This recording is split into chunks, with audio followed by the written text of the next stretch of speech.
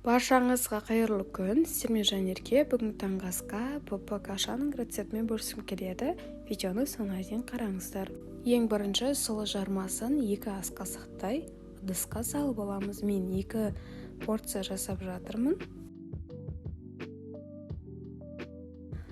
Кейін 30 мг сүтімізді құйып, бір дана жұмыртқамызды қосып, жақсылап араластырамыз.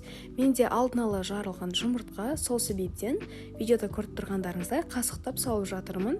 Ал енді барлығын араластырып, микроволновкада 2 минутта пісіріп аламыз.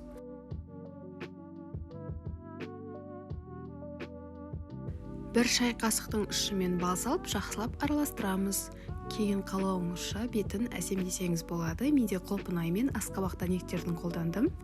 Небәрі 2 минутта кашамыз дайын болды. Ұнаса лайк қойып, пікіріңіз болса комментарий бөліміне жаза кетіңіз. Басқа да қызықты видеоларымды жіберіп алмау үшін қоңыраушаны басып, каналға тіркелуді ұмытпаңыздар.